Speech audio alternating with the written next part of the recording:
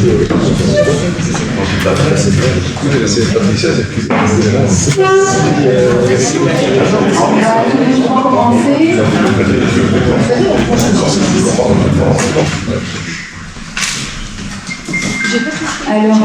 avant toute chose, il y a lieu d'excuser les absences de Madame Demaret et de Madame Jacquemart, et alors il est retard de Monsieur Demol et Madame Tillis. Avant d'ouvrir ce conseil communal, permettez-moi de vous présenter les vœux, nos meilleurs vœux, une bonne année, une bonne santé à tous, de la part de l'ensemble du conseil communal. Et je vais maintenant laisser la parole à Monsieur Le Gass. Cette information est moins réjouissante, mais vous l'aurez appris par les médias, par la presse. Les funérailles ont eu lieu hier. Guylain Saucé, un monument dans notre commune, est décédé à 92 ans. Il est en résidence, dans une très belle résidence d'Arambert.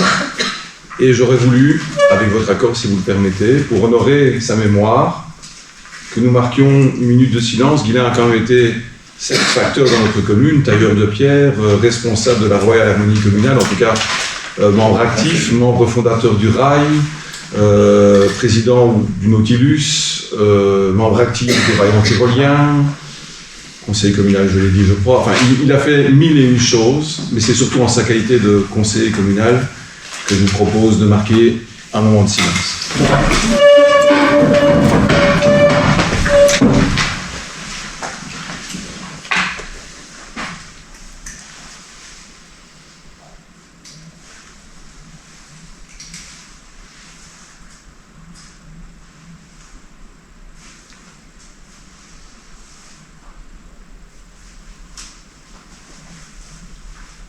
Merci.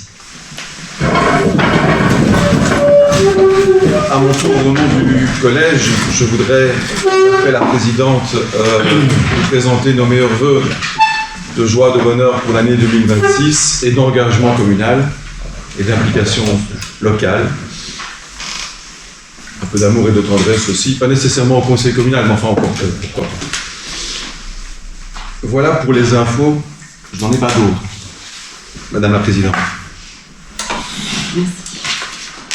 On peut donc ouvrir le conseil communal et passer au premier point, approbation du procès-verbal de la séance antérieure. Est-ce qu'il y a des questions ou des remarques? On peut voter. Monsieur Le Gass. Oui. Madame Téloni. Oui. Monsieur Emerel. Oui. Madame Foulco. Oui. Madame Mancini. Oui. Monsieur Denimal. Oui. Monsieur Oters. Oui. Monsieur Zeguer. Oui. Monsieur Verbomen. Oui. Madame Bonbois. Oui. Madame Van Kerkhoven. Oui. Madame Van Oudenarg. Oui. Monsieur Valkening. Oui. Monsieur Maillot. Oui. Madame Béliard. Oui. Monsieur Zelmans. Abstention. Madame Foulco. Oui. On peut passer au point 2, projet supracommunal Seine-Vallée, information, rapport d'activité 2025 et ses années. S'il y a des questions ou des remarques, Madame Manouzenaï.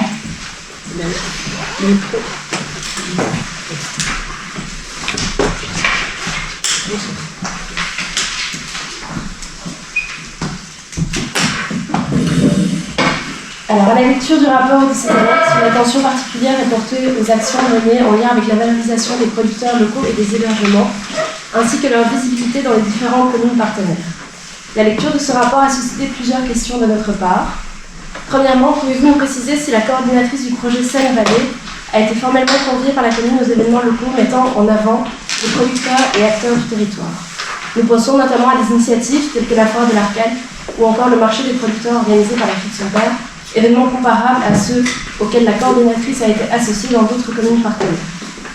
Si cela n'a pas été fait dans le passé, nous invitons le collège à ne pas passer à côté de ces opportunités pour nos producteurs et commerçants locaux. Deuxièmement, nous aimerions savoir comment sont sélectionnées et transmises ces informations relatives aux productions locales et aux hébergements à la coordinatrice du projet. Existe-t-il une procédure structurée ou un appel à intérêt permettant aux acteurs locaux de se manifester? Par exemple, via le Rebec à la Mine, via l'Arcade ou tout autre canal formalisé. L'objectif de ces questions n'est évidemment pas de remettre en cause le travail réalisé, mais bien de s'assurer que l'ensemble des initiatives locales pertinentes puissent être identifiées, relayées et valorisées de manière équitable et transparente, conformément à l'esprit du projet. Reste bien entendu à espérer que le subside sera renouvelé. Si. Il y a d'autres questions ou demandes d'intervention? Madame Latourny. Alors, premier élément de réponse, donc en ce qui concerne le subside, on a appris que le subside serait renouvelé pour 2026. Pour la suite, on ne le sait pas.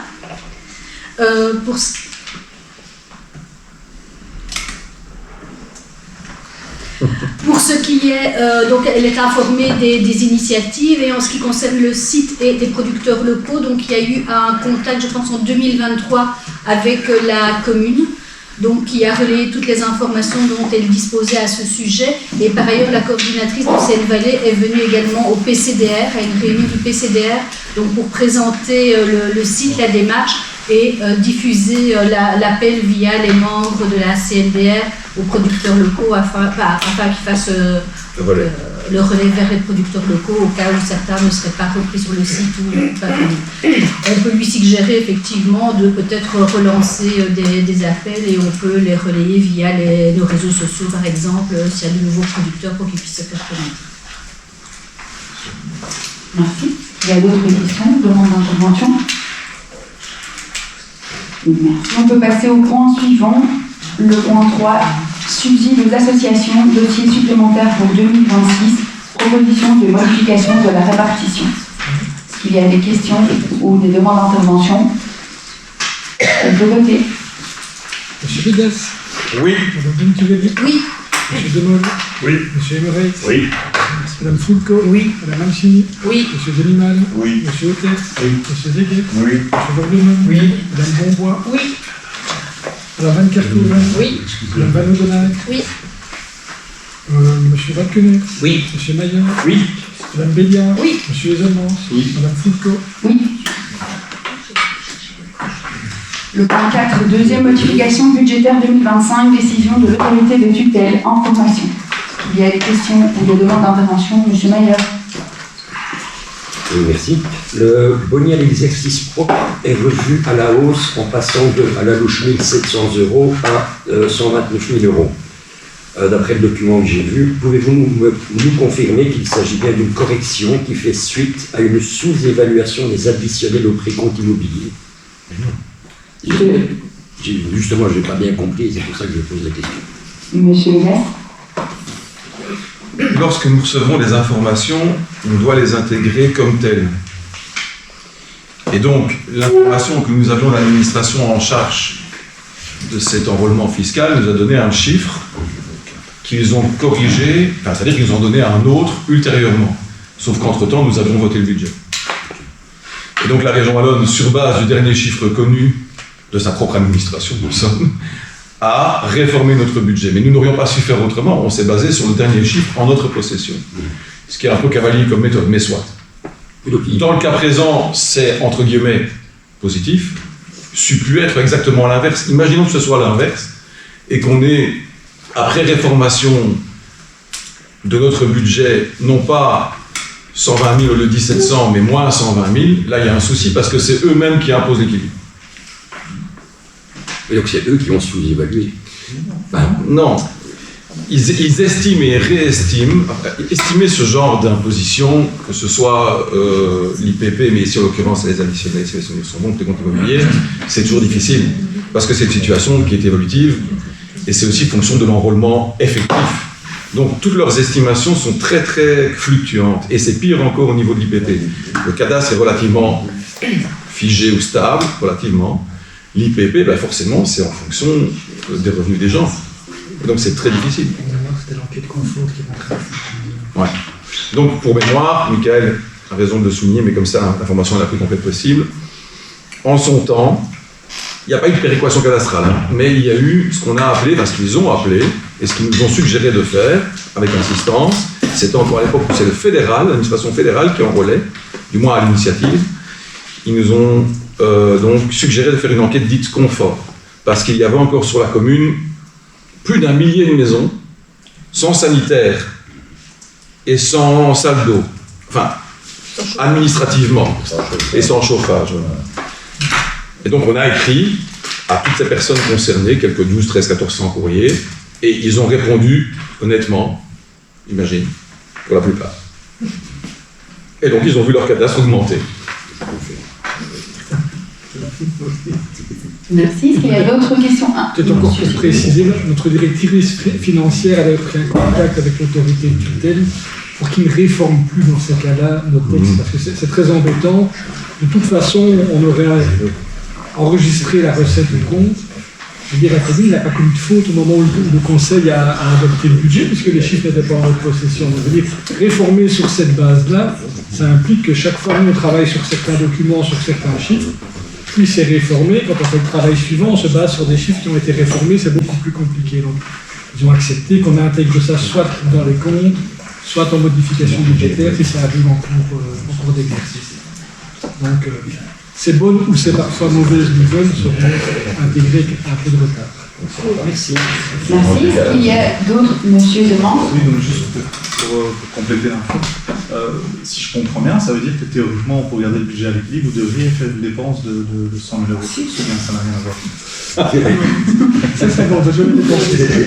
Moi, j'ai d'abord. Il y a quelques idées. C'est dans ce sens-là. On va essayer. Hein.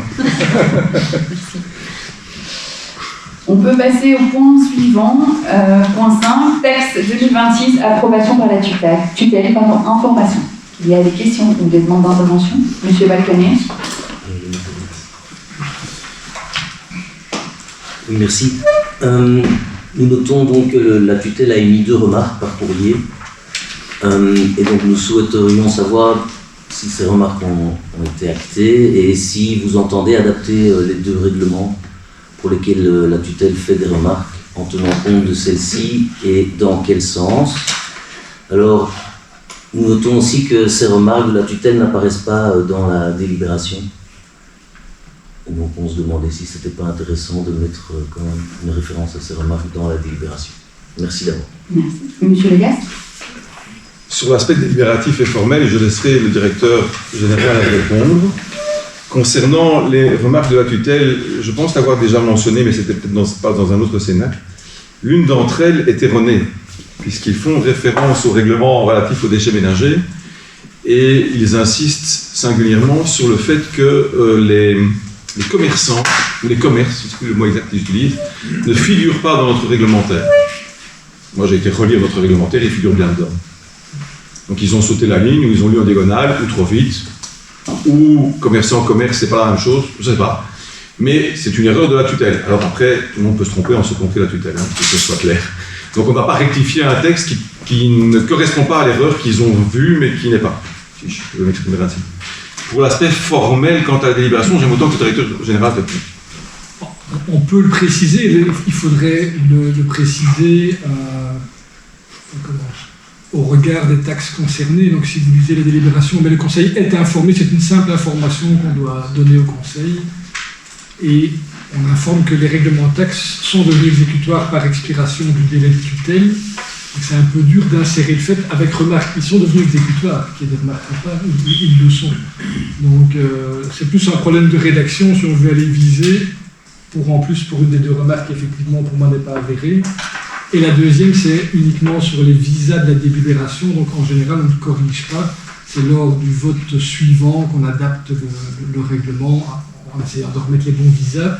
Et d'ici là, ça aura peut-être changé si la base légale a évolué également. Donc en général, les services reprennent toutes les remarques, regardent ce qui a évolué, regardent la circulaire budgétaire et vous présentent les textes sur cette base-là. D'autres questions? Monsieur Maillard.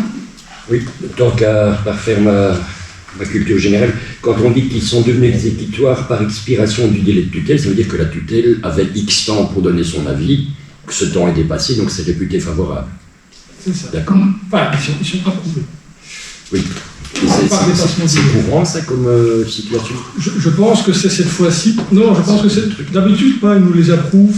Je pense que cette fois-ci, c'est tout simplement parce qu'on a changé pour une fois chez nous tous nos règlements en début de mandature et ils se sont pris tous les règlements des 261 communes wallonnes. Et voilà, je pense que c'est plus facile pour eux, plutôt que de générer 261 actes, de laisser par dépassement du délai tout simplement, ça devient exécutoire. Donc je pense que c'est pour ça. Est-ce qu'il y a d'autres demandes d'intervention? On peut passer au point 6, marché de travaux PIC 2019-2021, égouttage et réaménagement d'Ixamen. Travaux, égouttage, SPGE, approbation du décompte final. Montant de la part participative à rembourser sur 20 ans. Est-ce qu'il y a des questions ou des demandes d'intervention? Non. On peut passer au vote. Monsieur Degas. Oui. Madame Venturelli. Oui. Monsieur Demol. Oui. Monsieur Nerex. Oui. Madame Fulco. Oui. Madame Mancini. Oui. Monsieur Deniman. Monsieur Oters. Oui. Monsieur Zeger. Oui. Monsieur Verbonen. Oui. Madame Bonbois. Oui. Madame Matterkoren. Oui. Madame Van Oudenag. Oui. Madame Demas. Monsieur Valkener. Oui. Monsieur Mayer. Oui. Madame Béliard. Oui. Monsieur Isoman. Oui. Madame Fulco. Oui. On peut passer au point 7. Modification au règlement de circulation routière, adaptation de la signalisation au chemin du Blocchio. Il y a des questions ou des demandes d'intervention. On peut voter. Monsieur Degas. Oui. Madame Venturelli. Oui. Monsieur Demol. Oui. Monsieur Nerex. Oui. Madame Fulco. Oui. Madame Mancini. Oui. Monsieur Deniman. Oui. Monsieur Oters. Oui. Monsieur Zeger. Oui. Monsieur Verbonen. Oui. Madame Bonbois. Oui. Madame Van Kerkoven. Oui. Madame Van Oudenag. Oui. Monsieur Valkener. Oui. Monsieur Mayer. Oui. Madame Béliard. Oui. Monsieur Isoman. Oui. Madame Fulco. Oui. Le point 8, vérification de l'encaisse de la directrice financière à la date du 31 décembre 2025, communication du procès verbal. Il y a des questions ou des demandes d'intervention. On peut alors passer au point 9, point inscrit à la demande d'un membre du Conseil, M. Étienne Mayer, création et diffusion d'une lettre de nouvelles communales par courriel. M. Mayer. Merci. Donc, je ne reprends pas le point tel qu'on en avait parlé la fois passée, mais donc, j'ai vu un peu les différentes propositions. Permettez-nous quelques suggestions. Donc, l'inscription de l'utilisateur est un moment clé qui sera déterminant sur l'usage et les bénéfices qu'il pourra tirer d'une telle lettre d'information. Il nous semble pertinent de laisser choisir à l'utilisateur le type d'information qu'il désire recevoir, tant d'un point de vue thématique que localisation. Par exemple, habiter un village de l'entité n'exclut pas de vouloir être tenu au courant de ce qui se passe dans d'autres communes de l'entité. Tout comme tout le monde n'est pas forcément intéressé par le sport ou l'environnement. Monsieur Legaz avait fait une remarque très judicieuse par rapport aux lettres de nouvelles, qui, effectivement, un des problèmes souvent rencontrés en communication, c'est que beaucoup ne sont pas ouvertes. J'ai été faire un peu quelques recherches, et les spécialistes en communication digitale y voient 3 causes, et donc je me permets de vous les communiquer pour justement ne pas tomber dans ces travers, qui sont le manque de personnalisation, le moment d'envoi qui pourrait être inapproprié, et alors bien vérifier aussi que la délivrance ne se passe pas directement automatiquement dans les spams. Nous invitons donc les services à ne pas perdre de vue ces aspects primordiaux que je vous communiquerai si vous voulez bien. Enfin, si vous désirez, tout simplement. C'est vraiment technico-technique. Hein, voilà, merci. Merci, M. Vegas. Je ne suis pas sûr d'avoir compris le dernier motif relatif à la non-ouverture. Donc vous avez parlé de la personnalisation du moment et... C'est les spams, c'est la configuration du système d'envoi qui fait que s'il est mal configuré, ça passe. Ça part directement dans les courriers indésirables et donc forcément c'est pas ouvert. Oui, le mot spam je savais, mais je n'avais pas compris le lien avec la non-ouverture. Ok. De fait, effectivement, s'il est dans les spams, on ne bouge pas facilement, on va aller chercher après. Donc tout d'abord, j'aimerais argumenter le temps nécessaire et suffisamment précisément le pourquoi de notre décision, ou en tout cas de notre vote, puisqu'on sera amené à voter sur le point que vous proposez. En matière de communication, sans remonter à Mathusalem, mais quand même au début des années 2000, notre commune avait très peu d'outils et n'avait même pas de périodique pour mémoire. Il y a eu plusieurs tentatives dans les législatures précédentes, mais qui n'ont pas nécessairement abouti, ou en tout cas qui n'ont pas été pérennisées. Donc il existe aujourd'hui un nombre très important d'outils, vous l'avez d'ailleurs vous-même mentionné, et il faut reconnaître cette correction. Il existe donc, bien sûr, le Rebec à la Une, le journal, dont vous connaissez la périodicité, il y en a 6 par an, et même davantage, puisqu'il y a des numéros spéciaux, distribués en toute boîte. Un guide communal également distribué en toute boîte. Alors c'est tous les 2 ans, mais forcément, vu le coût, on parle de 100 pages, c'est un guide format poche, mais quand même. Une page réseaux sociaux Facebook, ainsi qu'un profil d'ailleurs, alimenté à concurrence de 2 à 3 fois par jour, en fonction effectivement de l'actualité, mais néanmoins, vous pouvez les vérifier, il y a plus d'une alimentation quotidienne. Chaque école possède, alors c'est coordonné, c'est lié, c'est structuré, mais possède, lui aussi, chaque école possède, elle aussi, pardon, une page Facebook. Le plan de cohésion sociale, ou plutôt le service de cohésion sociale, pour des raisons que vous comprendrez, parce que c'est un service qui a une vocation particulière, notamment vis-à-vis d'un certain public, jeune, mais Facebook n'est plus fait pour les jeunes, allez-vous me dire, donc à sa propre page, le site internet, que vous connaissez assurément, qui lui aussi est mis à jour quotidiennement. Des sites internet contigus ou connexes, c'est une infrastructure, encore une fois, coordonnée, pour les écoles, de nouveau, la bibliothèque, le rail, et tout récemment, un Instagram communal. Donc on parle d'un autre outil, réseaux sociaux, depuis peu, depuis quelques mois.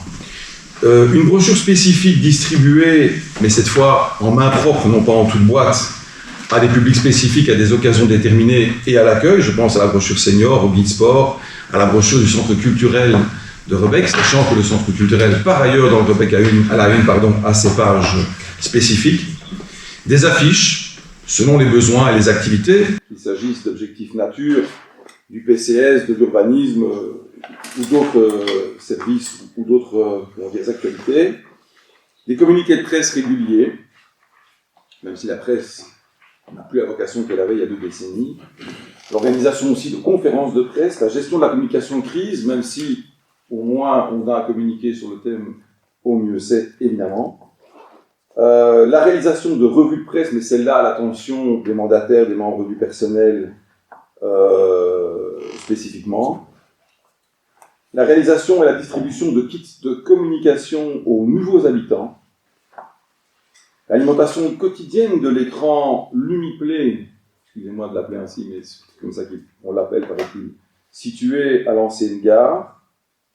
L'envoi d'informations, il est vrai spécifiques, lors de chaque naissance, outre l'accueil des nouveaux habitants ou s'il y a un courrier spécifique, et la gestion de l'agenda global des manifestations, mais qui lui se fait, j'ai envie de dire, non pas à titre de communication, mais à titre de coordination, notamment par rapport à l'occupation de l'espace public et des salles, singulièrement au service accueil. Sur certains réseaux sociaux, je pense singulièrement à Facebook, il y a aussi des pages, mais qui ne sont pas d'initiative communale, faut-il le dire, des pages Rebec mon village, Rebec ma commune, la scène politique rebessoise sans tabou et avec tabou, enfin, etc., etc. On a même une page ou un profil TV local, ou TV Rebec, pour ceux qui suivent ça. C'est pas d'initiative communale, je tiens à le dire.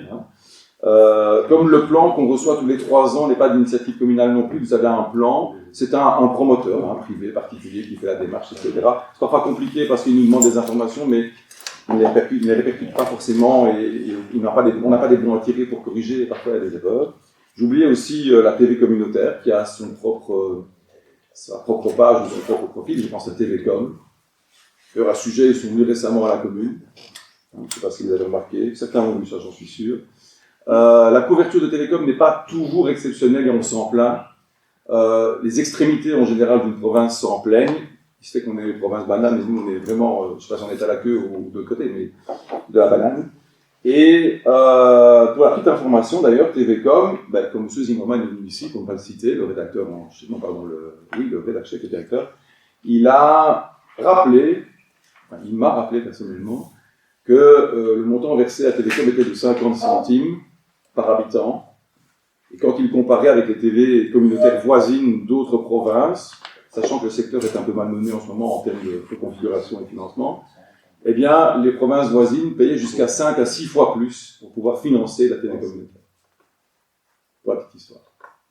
Je ne lui ai pas dit qu'on paierait volontiers 6 fois plus, que les choses soient claires, mais voilà pour tous les outils de communication d'initiative publique ou parapublique. La télé communautaire, c'est malgré tout du parapublic ou du supralocal, certes, mais financé aussi par la commune et les habitants de la province. Eh bien, nous estimons, quand on fait la comparaison de là où nous venons, en 2000, certes nous sommes 26 ans plus tard, qu'un très très très grand pas a été fait. Et donc, fort de l'analyse aussi du service et de la charge de travail que représenterait une lettre de nouvelle, une newsletter, d'autant plus, si vous voulez, en plus qu'elle soit personnifiée, qu'elle soit adressée à un moment particulier, qu'elle soit configurée de manière à ne pas tomber dans les spams, sachant le très faible taux d'ouverture, parce que le pourcentage est faible, je me suis renseigné de mon côté aussi, le service ne souhaite pas se voir, entre guillemets, même si ce n'est pas lui qui décide, mais on lui demande son avis, il le donne, ne souhaite pas, avec les ressources actuellement, se voir attribuer ce travail en plus, parce que ce ne serait pas possible. Et donc, nous ne souhaitons pas le contraindre, et on souhaite continuer à fonctionner avec les 32 outils existants. Alors, je dis 32, mais c'est de toute façon écrit, je ne les ai pas comptés. Voilà, pour ce qui est de la réponse. Merci. Est-ce qu'il y a d'autres demandes d'intervention? Monsieur Maillard. Bon, donc si je comprends bien, je pense qu'on se dirige vers en tout cas un vote majoritairement négatif, si j'ai bien compris. En fait, en réfléchissant à la question, justement, on avait tenu compte à la fois de ce qui... Le micro ne fonctionne pas.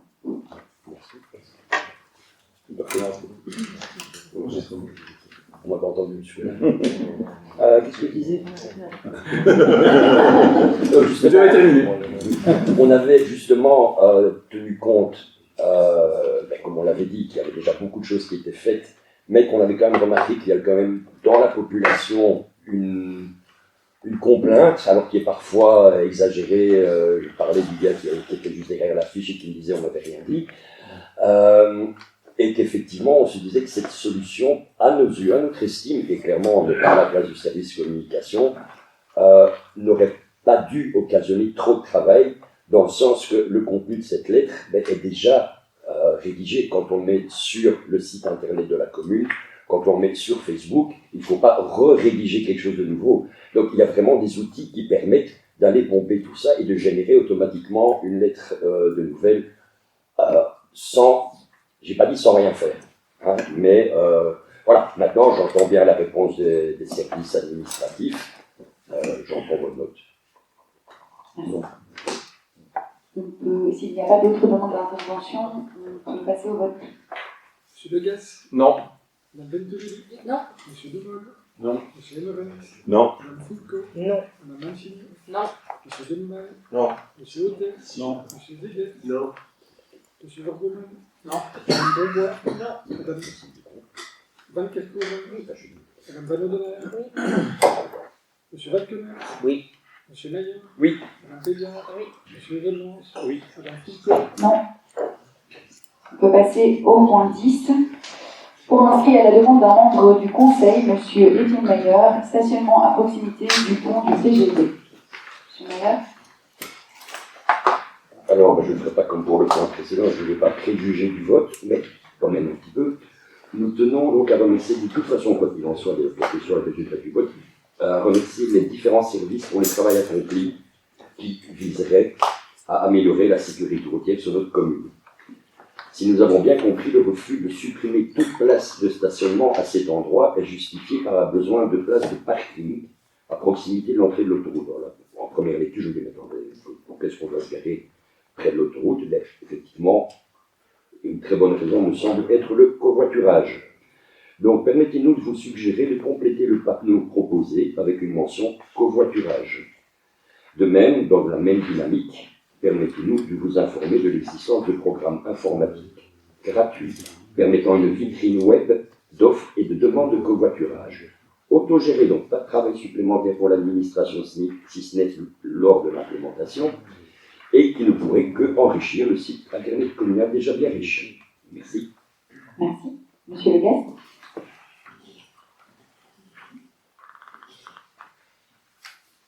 Il y a eu manifestement un report de charge durant les travaux de la route industrielle qui a sans doute généré de mauvaises habitudes, singulièrement dans le chef peut-être des plus gros volumes, qu'il s'agisse de poids lourds ou d'autres remorques. Enfin.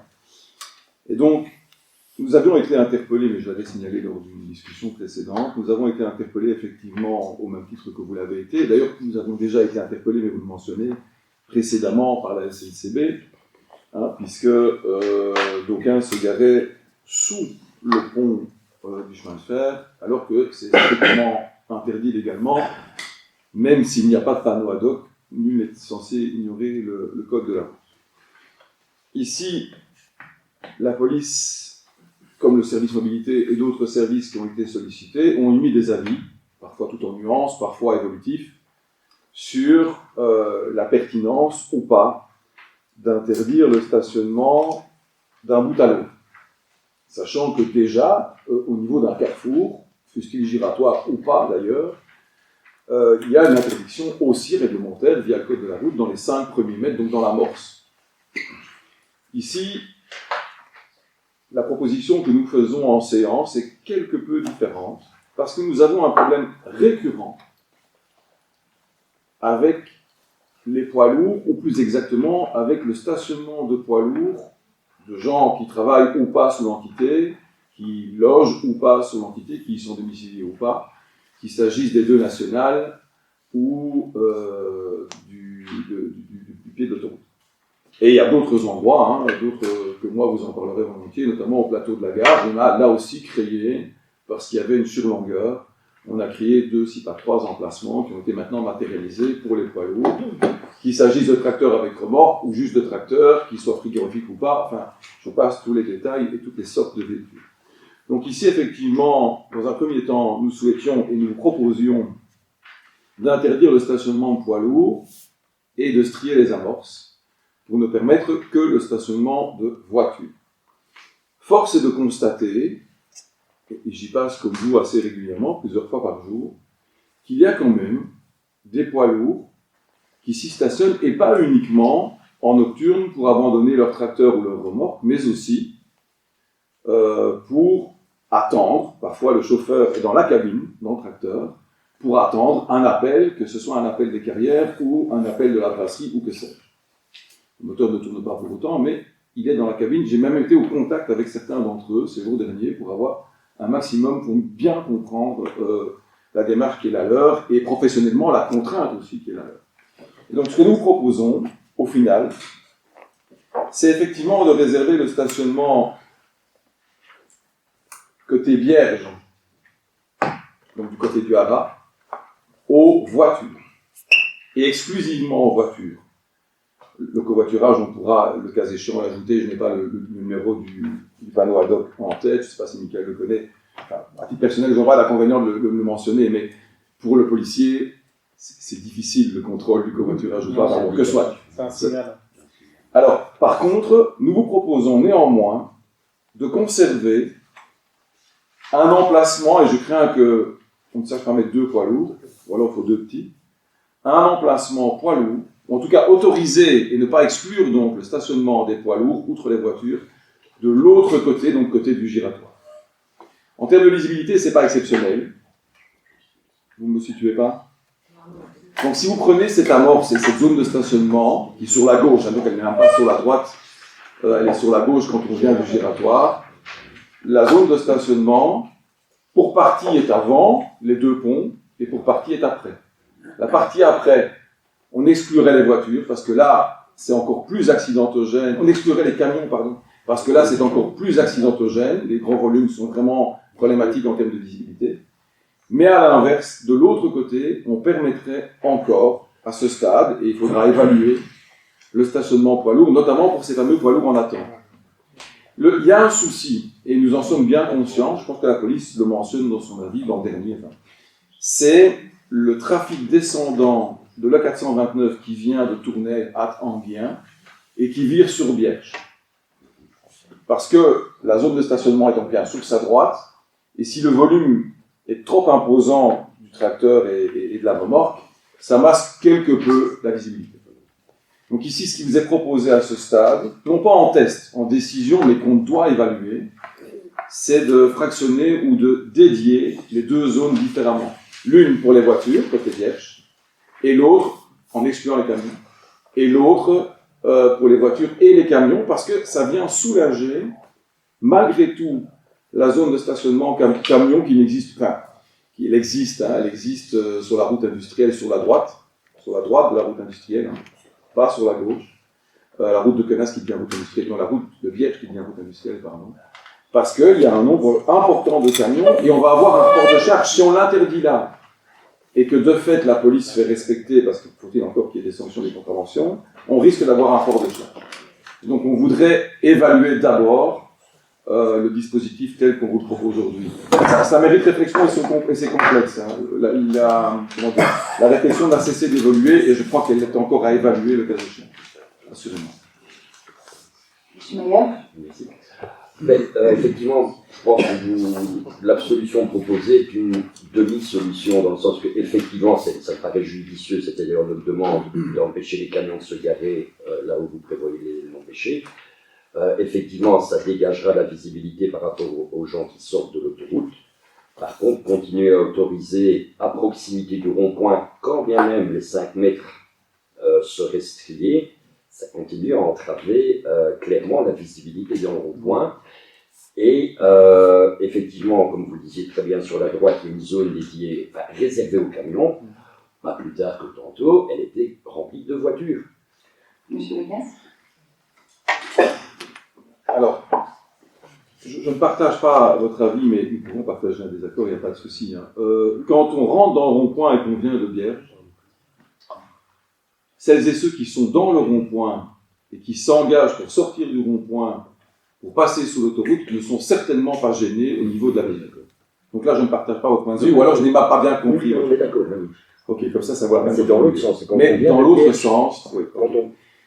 Pour ce qui est du stationnement irrégulier, fût-il de camions, de voitures, là ou ailleurs, oui, nous sommes tous d'accord pour dire que l'incivisme des automobilistes, il existe dans notre commune comme il existe ailleurs. Et la seule chose que les gens comprennent, c'est la contravention, ou alors l'impossibilité matérielle et physique de se stationner quelque part. Mais ici, comme c'est dédié, on ne sait pas physiquement interdire aux uns et autoriser aux autres. Néanmoins, sur les zones striées, on proposerait également d'ajouter des balises auto-relevables. Des balisettes comme il y a...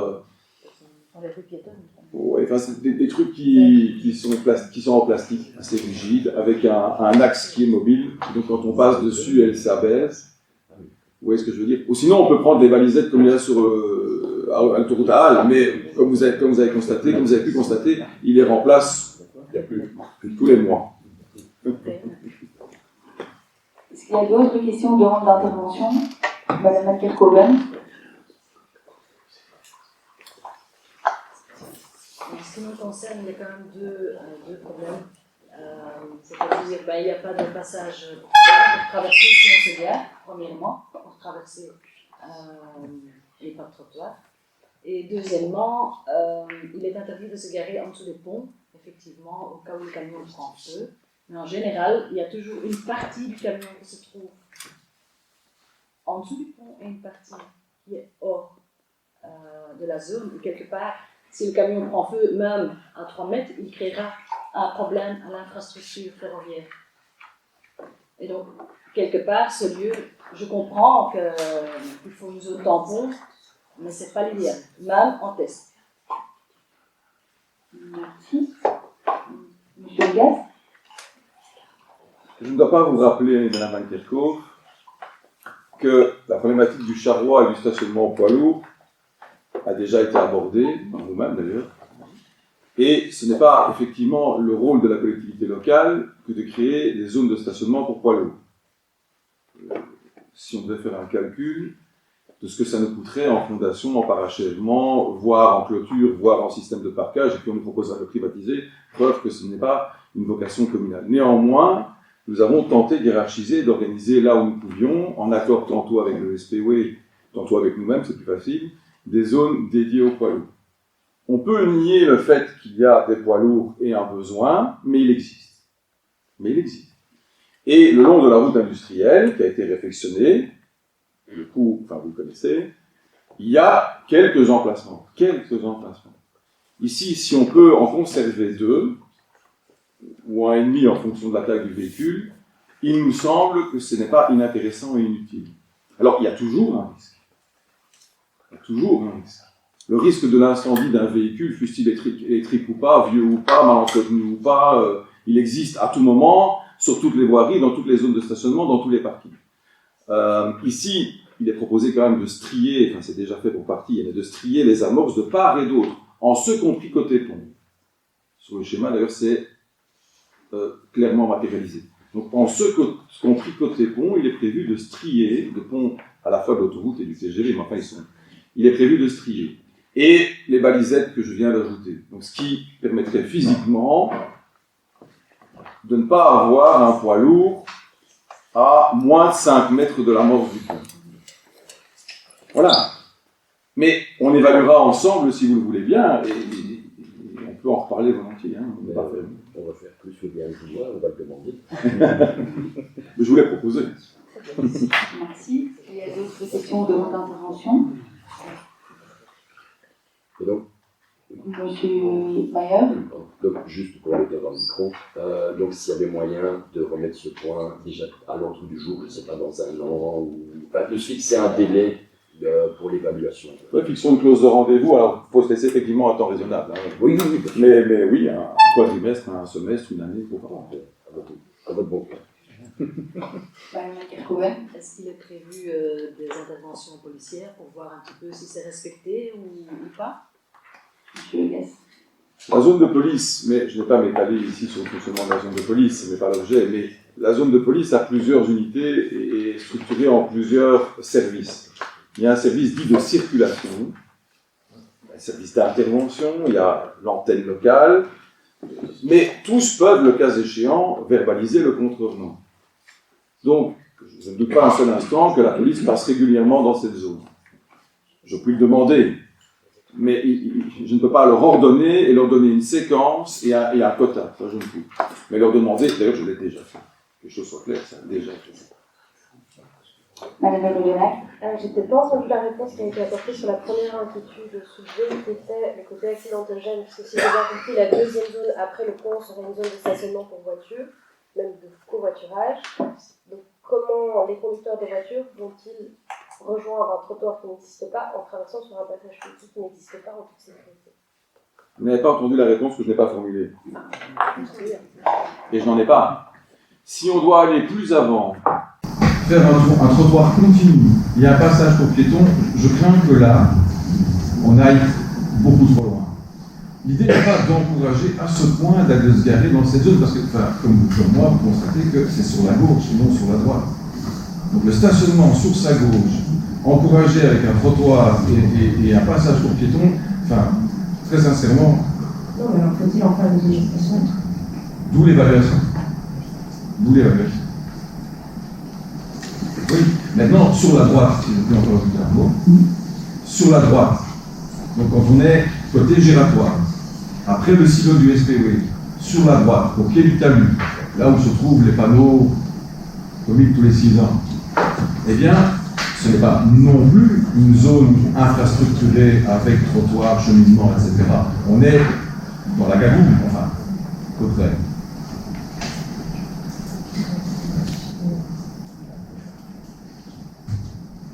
Merci.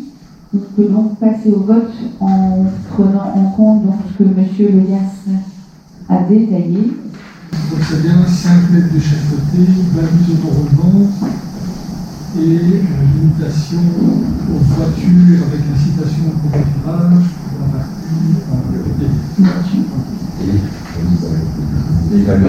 et ça sera en commentaire dans le semestre de l'année. Nous devons voter. Monsieur Lelias? Oui. Oui. Monsieur Demoule? Oui. Monsieur Demoule? Oui. Oui. Monsieur Demoule? Oui. Monsieur Hauteur? Oui. Monsieur Lelias? Oui. Monsieur Lebourg? Oui. Madame Monbois? Oui. Madame Pierco? Non. Non. Non. Madame Ledonac? Non. Non. Monsieur Maillot? Oui. Madame Béliard? Oui. Monsieur Demont?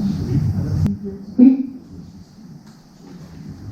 Merci. Nous allons maintenant passer aux questions d'actualité. En tout et pour tous, ont été proposées. Nous en avons retenu 3, mais dans les questions qui n'ont pas été retenues, il y en a une qui nous permet de souligner un point du ROI. La question concerne en fait l'Assemblée générale de l'IPW. Il avait été demandé lors du dernier conseil communal de poser une question à cette Assemblée générale, que les représentants posent une question à cette Assemblée générale. Et donc, la question d'actualité posée aujourd'hui demandait la réponse à cette question. L'article 82 du ROI du Conseil communal précise que les membres du Conseil peuvent faire rapport des réponses qu'ils ont reçues, mais ils n'y sont pas obligés. Et donc, on ne peut pas systématiquement demander qu'il y ait un rapport de ces questions. Je ne sais pas si M. Legas, vous avez des mots.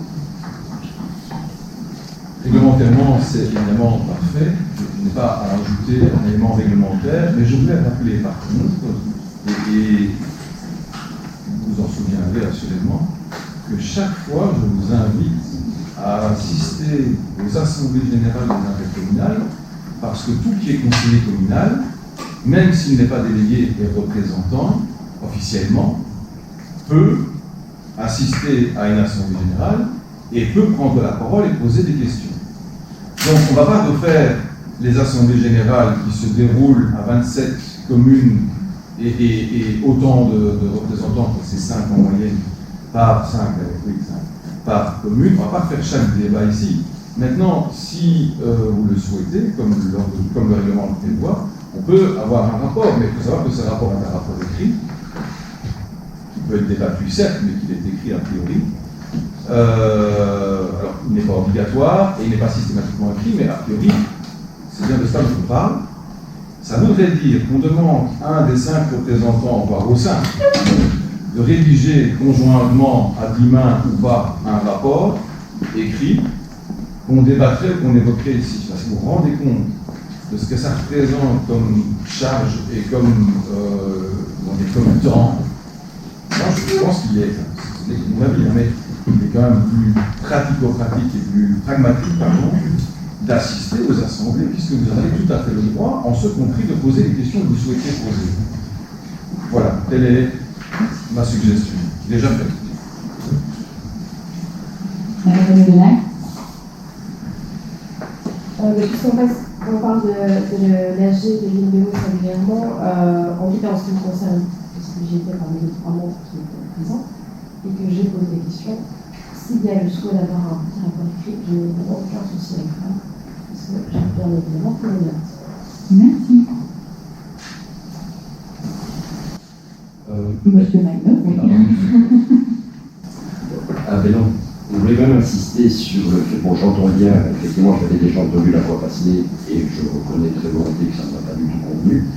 Je pouvais aller effectivement quand je voulais, et particulièrement aux assemblées générales multiples intercommunales. On parle ici de représentants communaux, c'est-à-dire que le conseil communal, en fonction des élections qui sont envoie des représentants au sein de ces AG. Que vont-ils faire? Ils vont veiller, selon l'article L1332.1 de la CDD, à veiller au fonctionnement efficace de l'organe de gestion. Ils vont également aller veiller à ce que l'organe de gestion respecte la loi, les décrets, les règlements et les statuts.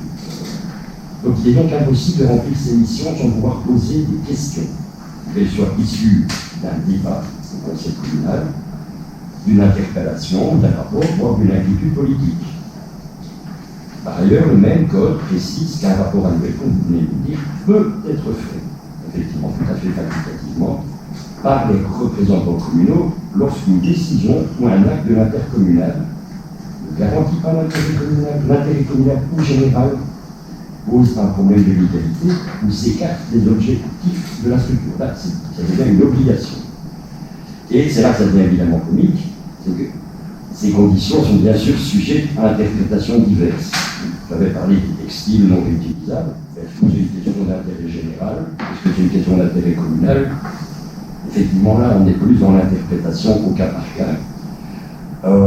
Il n'est évidemment pas question dans notre demande d'obtenir systématiquement un rapport, parce que j'imagine en plus que l'INPE, en cas présent, doit publier sur son site le rapport de l'AG ou des choses comme ça. Mais je trouverais normal que quand il y a des questions qui sont posées et qui concernent effectivement l'intérêt communal, l'intérêt général, tout ça, mais non pas qu'on puisse en débattre ici, c'est évidemment plus le lieu, on ne va pas refaire l'histoire après l'histoire, mais qu'on soit plus au courant et que effectivement tout le conseil communal soit effectivement représenté lors de ces AG. Je vous remercie. Merci. On va donc maintenant passer aux questions d'actualité qui ont été retenues. La première concerne la mobilité scolaire. Ça va être pour Madame Bonneau-Damac. Merci beaucoup. Donc, la question de la mobilité scolaire des élèves de Rebecque de l'enseignement secondaire devient effectivement critique et mérite à notre sens une réponse politique forte et structurée de la commune. Comme chacun le sait, Rebecque ne dispose pas d'établissement d'enseignement scolaire et donc nos enfants sont contraints de se rendre quotidiennement dans les communes avoisinantes, Tubize, Enghien, Braine-le-Comte, Soigny principalement. Or, pour certaines de ces destinations, en particulier Enghien et Soigny, l'offre de transport scolaire est aujourd'hui insuffisante, comme cela ressort de publications récentes qu'on va pouvoir passer sur les réseaux sociaux. Seuls quelques bus le matin et le soir, avec des difficultés supplémentaires liées au manque de connexion entre les différentes parties du village, entre Rebecque-Royan, Wisbeck et Mastignac, des bus qui sont apparemment régulièrement saturés, empêchant certains élèves de monter, une absence totale de solutions pour les élèves qui terminent plus tôt, qui sont licenciés ou qui ont une activité parascolaire. Les conséquences apparaissent concrètes, apparemment du stress pour les enfants, un sentiment d'insécurité, de la désorganisation familiale, certainement une charge supplémentaire pour les parents, et surtout des inégalités entre les élèves en fonction de leur capacité à trouver une solution alternative au transport. Cette situation est d'autant plus préoccupante que le nombre d'élèves augmente d'année en année, rendant le problème structurel et non conjoncturel. Selon nos informations, des parents ont récemment interpellé la commune lors d'une réunion d'information relative aux inscriptions en première secondaire. Il ressort de ces échanges que la commune est en pourparlers avec la TEC, ce que nous savons. Toutefois, la mobilisation des parents, si légitime soit-elle, ne peut se substituer à une action coordonnée et proactive de la commune. À cet égard, plusieurs éléments nous semblent devoir être mis sur la table. De 1, le rôle de la commune. Même si la compétence opérationnelle relève de la TEC, la commune a un rôle essentiel de coordinateur, de facilitateur et de défenseur de l'intérêt général, en particulier lorsqu'il s'agit de l'accès à l'enseignement et de l'égalité des chances. Des exemples existent ailleurs. Dans d'autres communes ou d'autres établissements scolaires, des solutions ont été négociées avec succès. Nous pensons par exemple au collège Kamel Mercier à Brialeux, où un accord spécifique avec la TEC permet un ramassage scolaire des élèves. Ces exemples démontrent qu'une concertation est en tout cas possible. Une opportunité locale à saisir. Comme on le sait, un dépôt de bus est un projet de chemin de la chaussée avec un permis qui est actuellement en cours. Si ce projet aboutit, ce futur équipement constitue alors peut-être une opportunité stratégique pour Rebecque. Dès lors, nos questions au collège sont les suivantes. Quel est l'état précis des discussions en cours avec la TEC concernant le renforcement des lignes scolaires au départ de Rebecque? Le collège envisage-t-il de formaliser une concertation structurelle avec la TEC et éventuellement les établissements scolaires fréquentés par nos élèves? Le projet de dépôt de bus sur la chaussée est-il intégré dans une réflexion globale sur la mobilité scolaire et le collège compte-t-il s'en servir comme levier de négociation? Quelles actions concrètes le collège entend-il mettre en œuvre à court et moyen terme pour garantir un accès sûr, équitable et fiable à l'enseignement secondaire pour les jeunes rebecquois? Nous souhaitons rappeler que l'accès à l'enseignement ne se limite pas au mur de l'école, il commence par la possibilité d'y arriver et d'en revenir dans des conditions dignes et sécurisées. À ce titre, il nous semble que la commune a un rôle essentiel à jouer. Merci. Monsieur Lénier. Par avance, je voudrais, ne pas m'excuser parce que les excuses s'accusent, mais vous dire que je risque d'être long. Et je vais même déjà être critique par rapport aux considérants. Vous abordez autant, si pas davantage, l'accessibilité à l'enseignement, en l'occurrence secondaire, que la problématique du transport collectif. Ces deux problématiques qui, certes, ici, convergent, mais sont tout à fait différentes. Et dans les deux cas, ce n'est pas une compétence communale, du moins pour le secondaire. Nous avons le primaire, mais pas le secondaire. Et ce n'est pas du tout prévu d'ailleurs en termes de PO au niveau communal. Et ce n'est pas non plus une compétence communale, le transport collectif, puisque c'est une compétence régionale, et vous avez d'ailleurs souligné.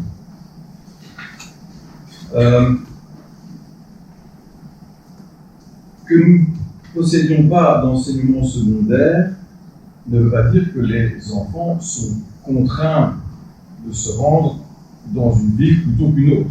Le choix, dans notre pays, je ne dis pas qu'il est bon ou mauvais, je ne veux pas être trop critique par rapport à l'organisation de l'enseignement, c'est un modèle très différent, puisque là, ils sont limite obligés d'aller dans l'école la plus proche. Le choix scolaire dans notre pays, il est ce qu'il est. Donc il y a des gens qui vont à Nivelles, à Téné. J'ai moi-même visité pour mon fils. Mais effectivement, en moyen de transport, c'était pas ça. Ici, vous comparez Enghien et Soigny. Alors, je puis parler en connaissance de cause. J'ai été personnellement en Enghien, mais ça fait tout de suite 40 ans. Mon fils y va aujourd'hui, il a 14 ans. Enghien est effectivement beaucoup moins bien desservi que Soigny. Vous les mettez sur le même pied, c'est pas du tout comparable. Soigny-Braine-le-Comte, c'est une autre ligne, il y a un autre cadencement qu'Enghien, je puis vous le dire. Il est très affirmatif, et je vous invite à aller.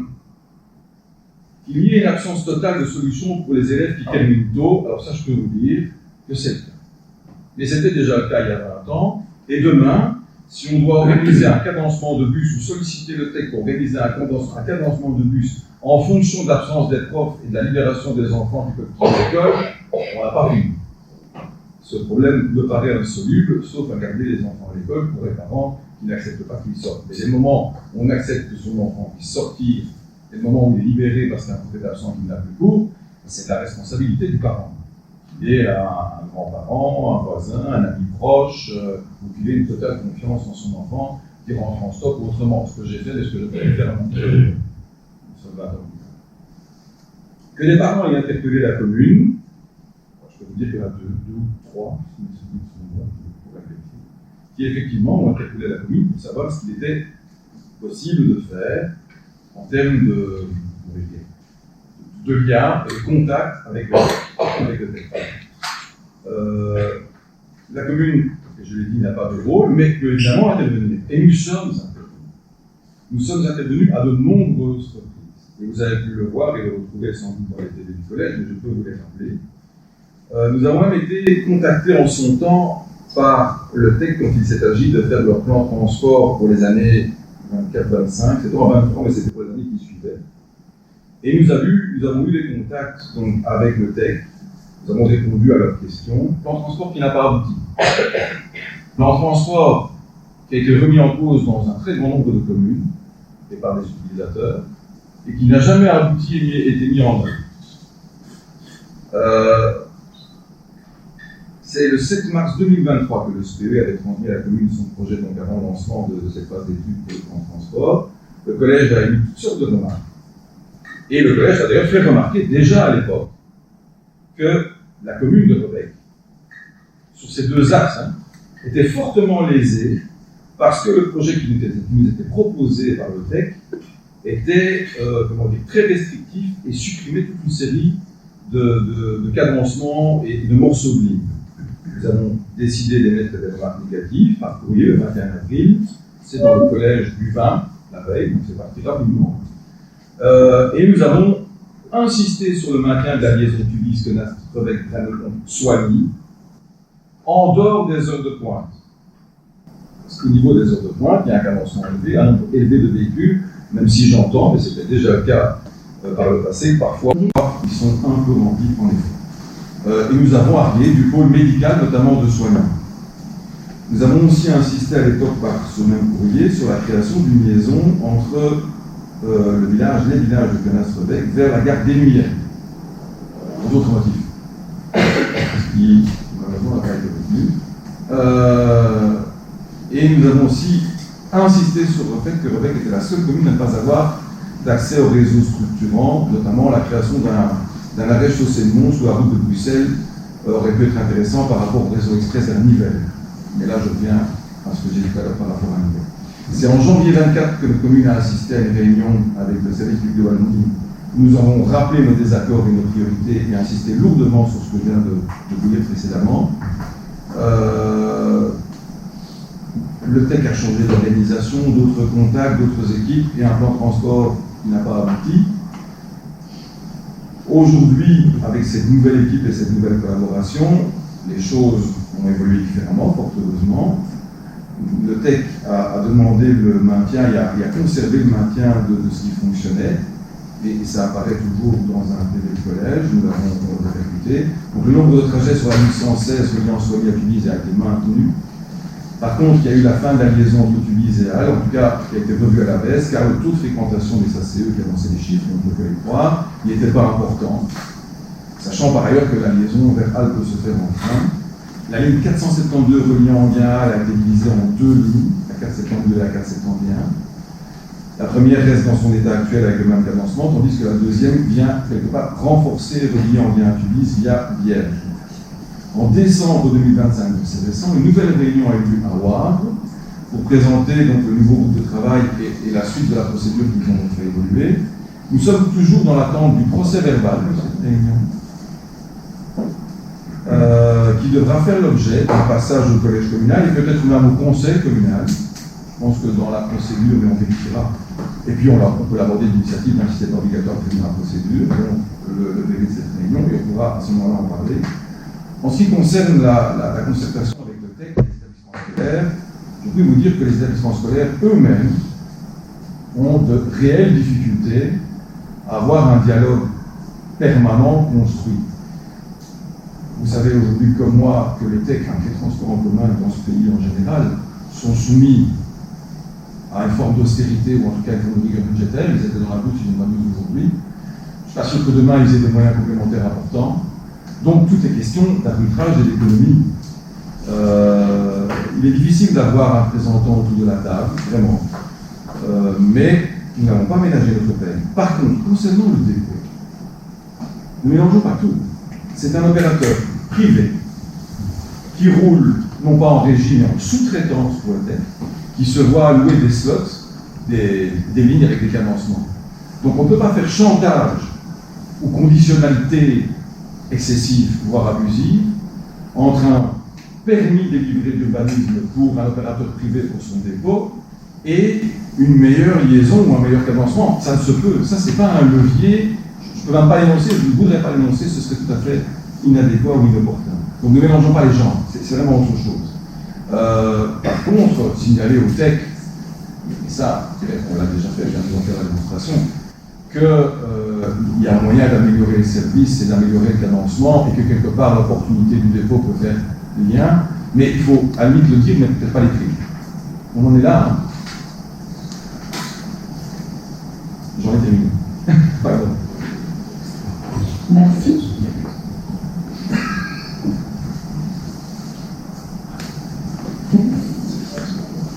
On peut passer à la question suivante.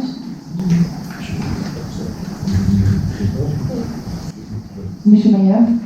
Juste rebondir sur ce que vous venez de dire. Effectivement, il n'est pas question de faire chantage. Maintenant, dans le dossier qui était soumis en enquête publique, il est clairement noté, et je vais le paraphraser, c'est vraiment pour vendre le dépôt à la population en disant que dans tous les avantages d'avoir ce beau dépôt, il y aurait une amélioration de l'offre en transport en commun. Alors, c'est clairement pas la commune qui s'est engagée à quoi que ce soit, on est bien d'accord, mais c'est quand même un message qui a été passé par la population, à la population, pardon. Et donc, je suis content d'entendre que ce n'est pas de la commune que vient cette information, ou en tout cas, par contre, je ne suis pas content, c'est que cette information était clairement manipulatoire. Ça, c'est mon interprétation, mais je l'assume. Merci. On peut donc passer à la deuxième question d'actualité. Elle concerne les pistes cyclables. Monsieur Mayer. Bien, donc juste petite précision pour les personnes qui avaient reçu les questions préalablement rédigées. Donc, il y a eu un échange avec monsieur le directeur, il y a eu des restrictions, j'ai bien entendu ces restrictions, pour que ces questions soient effectivement d'actualité. Pour tout ce qui ne l'est pas, nous y reviendrons d'autres modalités. Comme ça, vous pouvez déjà commencer à préparer vos arguments. Alors, nous venons de traverser un épisode climatique compliqué en matière de mobilité. Nous comprenons tout à fait l'ordre de priorité accordé au déneigement des voiries. Commençons évidemment par les plus importants, voire même importantes en termes de trafic, mais en termes de sécurité, accès, de services, et ainsi de suite. D'ailleurs, nous profitons de l'occasion pour remercier le personnel communal pour le travail conséquent ayant permis une mobilité apaisée pour la majorité de la population lors de l'épisode hivernal. Toutefois, et ce malgré ces conditions climatiques difficiles, nous avons pu remarquer que les pistes cyclables étaient négligées dans le cadre de ce déneigement. Bien sûr, nous pourrions demander d'avoir un réseau cyclable aussi bien dégagé que celui des autres usagers. Ce serait peut-être logique, mais sans doute peu réaliste, ne fût-ce que d'un point de vue budgétaire. Toutefois, nous devions rappeler que l'usage du deux roues, motorisé ou non d'ailleurs, il n'y a pas que les vélos, il y a aussi même les trottinettes en voiture, ils ont plus, est un moyen de déplacement légitime, au même titre que les autres, et n'est pas uniquement un loisir estival. Dans les pays scandinaves, on explique qu'il n'y a pas de mauvaises conditions pour faire du vélo, il y a juste des équipements inadaptés. Sans doute parce que la question d'infrastructure là-bas ne se pose pas. Notre question est donc, quels sont les axes cyclables que le collège envisage, je vais reformuler, quels sont les axes cyclables dont le collège envisage l'entretien en hiver? Merci. Monsieur Légas. Monsieur Dumas me complétera utilement, j'en suis certain, mais et vous l'avez dit vous-même dans votre question, nous sommes déjà bien en peine d'assurer un service qualitatif par rapport au déneigement classique des voiries, j'ai envie de dire au sens large du terme. Je ne rappellerai même pas l'obligation du riverain de nettoyer de dégager son trottoir. Il faut personnel comme d'autres autour de cette table. J'imagine que vous l'avez fait 3 ou 4 fois, et à peine avez-vous terminé que le trottoir se remplit tout seul. Et contrairement aux pays du nord ou de l'extrême nord, qu'ils soient scandinaves ou autres, nous avons eu un front hivernal qui n'est pas un front où il tombe de la neige, et puis il gèle et ça dure un mois. Les oscillations de température, les écarts de température sont tels qu'ils dégèlent et regèlent aussi vite, qu'ils chutent ou qu'ils ne chutent pas de neige, et puis ça verglace, et c'est là où ça devient compliqué. Nous avons pu assurer, c'est un système qui a fait ses preuves depuis quelques années déjà, on a initié au début des années 2000, en 2007-2008, après un front hivernal très dur. Nous avons un système de garde, de travail hybride avec nos propres services et avec des opérateurs privés, singulièrement des agriculteurs ou des entrepreneurs de la commune, pour pouvoir dégager de manière hiérarchisée et structurée les grands axes, et notamment singulièrement les axes qui desservent les transports en commun dont on vient de parler, les écoles, etc. Et puis, progressivement, on va au-delà des pénétrantes ou des collectrices ou des services collectifs de transport, on va jusqu'au dernier cul-de-sac, j'ai envie de dire, la dernière impasse. Le mot est mal choisi, enfin, tout le monde sait ce que ça veut dire. Nous n'avons pas de politique spécifique pour nettoyer ou pour dégager, pardon, les pistes cyclables. Quand les pistes cyclables sont entre guillemets en voirie, avec des chevrons, etc., de fait, elles sont dégagées simultanément. Quand les pistes cyclables sont en site propre, nous ne sommes pas équipés pour le faire.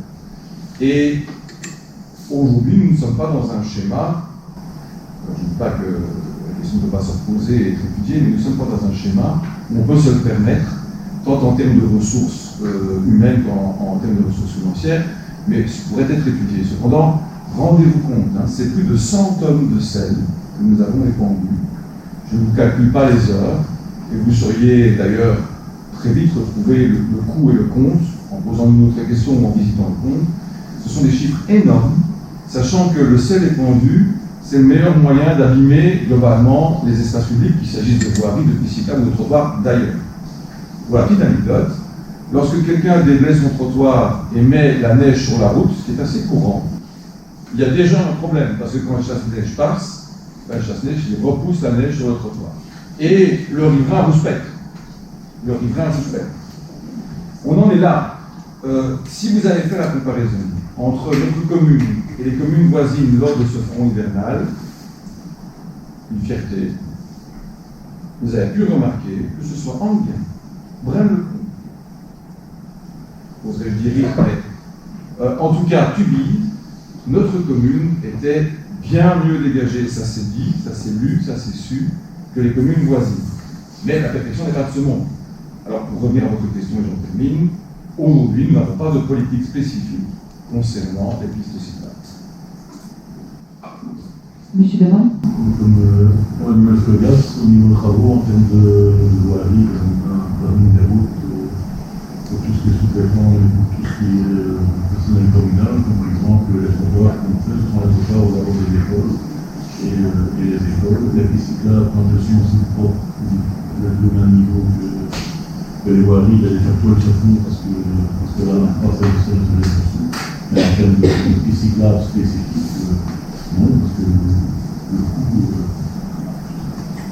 on a déjà sur les véhicules à Carrefour, le coût, le temps de construction, tout ça nous permet. Et en plus, les trottoirs,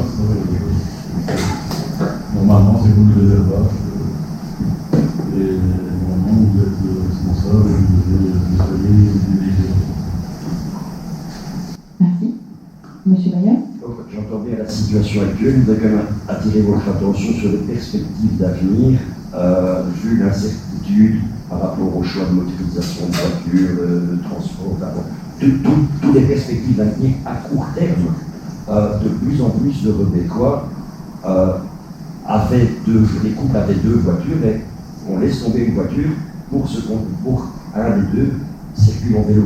Donc, à l'avenir, il y aura de plus en plus de cyclistes au quotidien. Et donc ça, je voudrais vraiment que ce soit dans les esprits.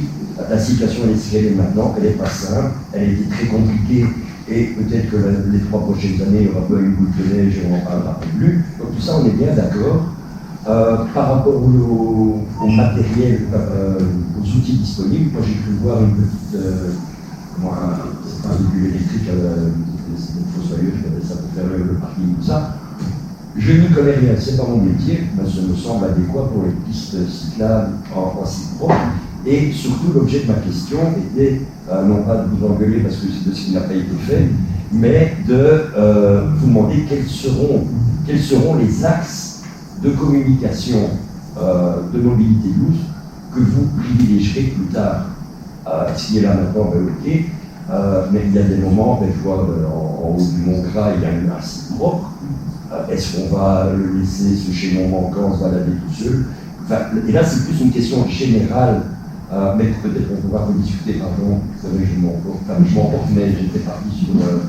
je sors de l'hiver, et donc je sors de l'actualité, nous y reviendrons. Merci, monsieur Legas. Vous trouverez les bonnes modalités pour revenir avec le point, j'en suis certain.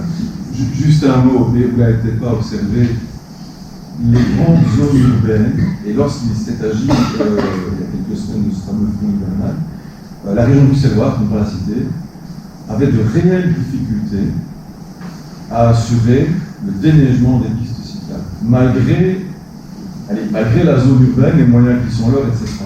Donc c'est pas simple. Alors pour revenir au véhicule en question, il pourrait effectivement être adapté parce qu'il est plus étroit, mais il n'est pas équipé. Ça nécessite un équipement complémentaire. Et je ne sais d'ailleurs pas s'il n'est pas un peu trop large par rapport aux pistes cyclables, je ne suis pas sûr. À vérifier. Le véhicule en question qu'on emploie pour faire du déneigement, ce sont des randonnées, type là où les camions ne rentrent pas. Donc c'est pour faire des cycles d'essence, essentiellement de rebelles et de canasses. On a un véhicule comme ça. Donc je me dis franchement, les jours où il y a des très fort, il y a très fort, quand j'ai roulé, c'est le vélo, je ne prends plus.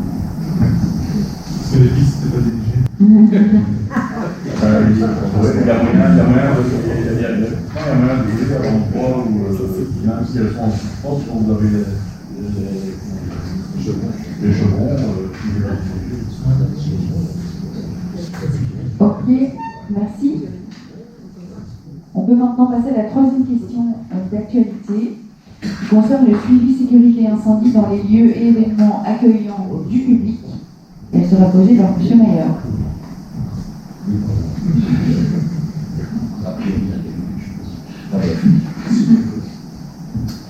Donc, nous avons tous été choqués, horrifiés, voire même traumatisés par la catastrophe de Grand Montana. Si l'enquête est encore en cours, de graves manquements sont manifestement à déplorer. entre autres du chef des autorités communales montanaises, qui l'ont d'ailleurs reconnu spontanément. De tels drames induisent souvent des changements de législation et de normes, mais nous n'en sommes pas là, et de toute façon ce ne serait pas de leçon du Conseil communal de Rebecque. Si la législation suisse actuelle est peut-être différente de la belge, nous en avons cependant une. Donc la question sera, pouvez-vous nous expliquer les différents contrôles en matière de lieux accueillant du public, qu'ils soient privés, cafés, restaurants, tiers-lieux, clubs privés, centres sportifs, salles d'attente, commerces, etc., ou publics, comme les salles communales, mais également d'événements publics, comme par exemple le marché de Noël. Qui contrôle quoi et à quelle fréquence? Ces contrôles sont-ils à jour et le cas échéant, quel délai envisagez-vous pour une régularisation en la matière? Alors je terminerai par une petite note personnelle. D'expérience, je peux vous assurer que de tels événements, manifestement évitables, laissent des traces indélébiles, tant sur les victimes directes ou indirectes, que sur les intervenants et sans doute même sur les autorités qui vont aller gérer. Je ne le souhaite à personne. Monsieur Le Gast. Alors avant de répondre à la question, je vais exprimer mes plus sincères condoléances à toutes les victimes du drame survenu à Crans-Montana en Suisse et à leurs proches, et en particulier aux 3 victimes belges, une jeune femme décédée et 2 personnes grièvement blessées. Mes pensées, et vous l'avez dit, vont à toutes celles et tous ceux qui ont été touchés par un événement de cette ampleur dramatique, tragique. C'est suite à un événement semblable en janvier, le 1er janvier 1976, à La Louvière, que le cadre juridique belge actuel a été édicté, même s'il a quelque peu évolué. En Belgique, nos pompiers, les services de secours, comme on les appelle aujourd'hui, donc les pompiers, les sapeurs-pompiers, comme on les appelle en France, jouent un rôle essentiel en matière de prévention. Le cadre normatif en matière de prévention incendie est relativement pointu, précis et complet. Je peux vous en faire lecture, mais je vous préviens, et ce n'est pas une menace, il y a 7 pages. C'est son application et son contrôle qui parfois peuvent s'avérer plus délicats. Là, on revient à une problématique globale liée au service public, à son financement, aux moyens, etc. Mais je n'ai pas m'étendre sur le sujet. C'est notamment le cas lorsque de nombreux établissements Horeca décident ponctuellement d'adopter un mode festif type discothèque. C'est le cas, d'ailleurs, de ce bar en Suisse. À l'occasion d'événements spécifiques, ces établissements attirent un public beaucoup plus nombreux que celui qui est théoriquement ou habituellement autorisé, comme le soulignent de nombreux experts en sécurité incendie.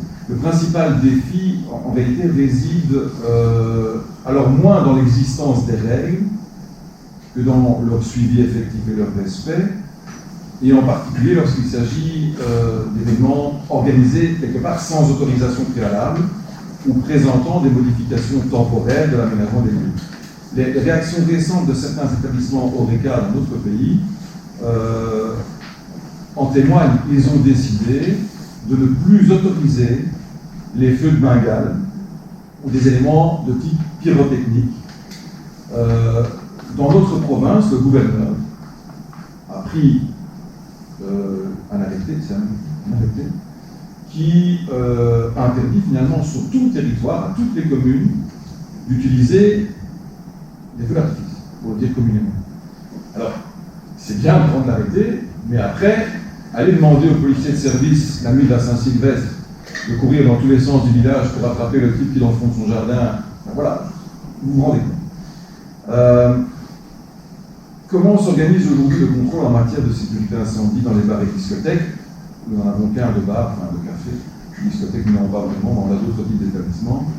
En particulier lors d'événements ponctuels organisés dans les établissements Horeca, c'est difficile à dire. On a actuellement une révision de la loi cadre qui devrait aboutir au Parlement fédéral. Je n'ai pas tous les détails, je ne sais pas dans cette commission. Elle est envisagée jusqu'à l'usage des bougies, c'est-à-dire jusqu'où on peut aller, et d'autres dispositifs de ce type. Concrètement, chaque commune dispose d'un règlement de police communale comportant des prescriptions de sécurité incendie pour les établissements de divertissement ou plus généralement pour les établissements accessibles au grand public. Il s'agit donc de règlements locaux qui constituent la principale ou la première source de prescription pour les établissements de divertissement Et notamment, il instaure une obligation d'autorisation ou de déclaration à partir de 50 personnes. Alors que les prescriptions régionales ne s'appliquent qu'à partir de capacités plus importantes. Par exemple, en région wallonne, on parle de 150 personnes ou de 200 mètres carrés en région bruxelloise, pour prendre une autre référence. Le contenu de ces prescriptions figure donc dans les règlements de police. Il est élaboré en collaboration, voire à l'initiative des services de secours et des services d'incendie. À cette fin, les zones de secours développent généralement des textes standardisés, modèles, uniformes, qui sont proposés aux communes, histoire d'avoir des réglementations intégrées, similaires et cohérentes de commune à commune ou de zone de secours à zone de secours ou de zone de police à zone de police. Mais il en résulte néanmoins qu'il n'y a pas de prescription uniforme et parfois il y a des discordances ou des différences entre deux zones de secours, voire entre deux communes. Ces règlements fournissent également à la zone de secours des leviers pour le contrôle. Les zones de secours ne disposent pas de compétences en matière de constatation ou d'infraction ou de répression. Il s'agit bien des zones de police pour ce faire, alors, à la demande de qui veut. Il ne faut pas nécessairement être autorité administrative pour faire de la délation, si j'ose dire, ou en tout cas renseigner un problème dont vous aurez connaissance. La lutte contre les incendies, c'est une mission évidemment importante, indispensable, mais de laquelle nous sommes de plus en plus éloignés, depuis notamment la réforme des zones de police, mais plus encore depuis la réforme des zones de secours. Un incendie tel que celui qui s'est produit à Crans-Montana entraîne, vous l'avez dit, des dommages irréparables, on parle de vie humaine et des cicatrices profondes dans le sens littéral, de graves blessures nécessitant parfois de très très longues convalescences, et des blessures et des cicatrices dans la communauté locale. Mais il faut quand même, il n'est pas quoi bon, de souligner et de faire appel au bon sens. D'ailleurs, le propriétaire de l'endroit, sans préjuger de sa responsabilité, de sa culpabilité, a été incarcéré, a dû déposer une caution, parfois fort importante pour pouvoir sortir de prison, sans pouvoir d'ailleurs quitter le pays. Donc il est quand même parfois bon de rappeler aussi, tout n'est pas charge de la collectivité en termes de contrôle, parce que pour le même prix, on peut contrôler tous les 15 jours tous les établissements. Il est aussi parfois bon de rappeler la charge et la responsabilité et le bon sens du propriétaire. Maintenant, si vous le souhaitez, je puis lire toutes les prescriptions légales et toutes les références légales. Mais j'ai quelques pages. Elles sont dans le règlement général de police. Notamment, pour majeure partie. Monsieur Maillard effectivement, j'entends la question.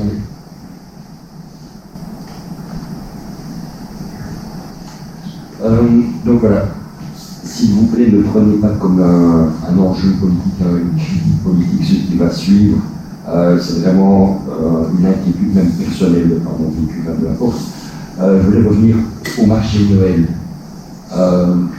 Je sais que nous sommes en plus bien compliqué la situation des éléments publics, on est en OCAM 3, et donc il y a des dispositifs qui doivent permettre d'éviter des véhicules fous pour rentrer dans la foule, mais par ailleurs, personnellement, j'étais très rassuré de la configuration actuelle.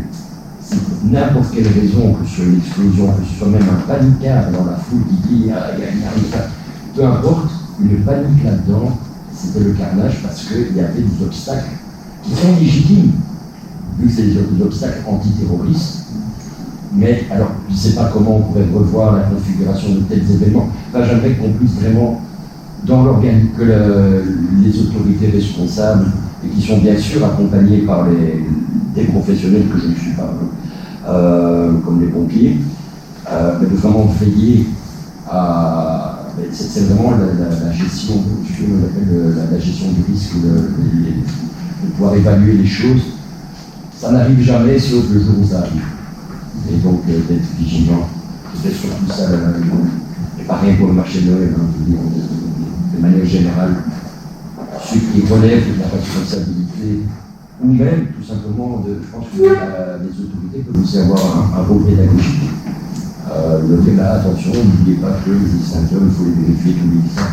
C'est une connerie, c'est évident, c'est écrit dessus. Mais ce qui va s'en dire va toujours mieux quand on le dit. Merci. Monsieur Legas.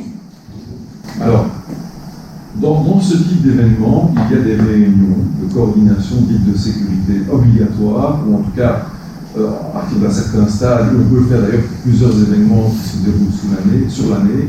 Nous avons la chance à Rebecca d'avoir de belles organisations, et parfois ce sont les mêmes organisateurs, qu'ils soient publics, associatifs ou hybrides. Je pense notamment à Rebecca événements, mais aussi à notre échevin en charge de beaucoup de choses, et qui a initié le carnaval et d'ailleurs le marché de Noël. Donc on a ce type de réunion. Et effectivement, on doit trouver l'équilibre entre les impositions de la législation et différents éléments en tension, en fonction notamment de la gravité ou plutôt de la gradation au niveau local. C'est sûr que parfois ces éléments en tension sont difficilement, ne convergent pas nécessairement, on ne trouve pas facilement le point d'équilibre entre obstruer un passage pour ne pas avoir de terroristes et libérer un passage pour permettre aux gens de sortir rapidement. Il y a il y a une espèce de contradiction. Et donc c'est pas évident, c'est clairement pas évident. Ça va jusqu'à la disposition de caméras pour surveiller l'événement. On a pu un peu batailler d'ailleurs cette année parce que voilà, les caméras n'étaient pas toutes disponibles, en tout cas celles qu'on nous avait promis n'étaient pas toutes disponibles. Le jour même ou la veille, je ne sais plus. On en avait 3. Ouais. Voilà, donc croyez bien. D'ailleurs, pénalement, le bourgmestre est responsable, le cas échéant. Donc croyez bien que c'est une chose, une obsession presque que j'ai bien à l'esprit, et les organisateurs assurément également. Allez, juste pour rajouter, pour les extincteurs, donc c'est la commune qui fournit un chalet sur 2, on va dire, et des extincteurs, et à chaque fois un pictogramme sur les extincteurs. Et comme dit M. Legas, ça dépend le niveau de sécurité. J'ai déjà vu au carnaval aussi où le niveau était très élevé, on a pu mettre d'autres dispositifs. Ici, à marché de Noël, ici, il y avait 3 sorties, et de l'autre côté, c'est des barrières, des barrières nada qu'on peut facilement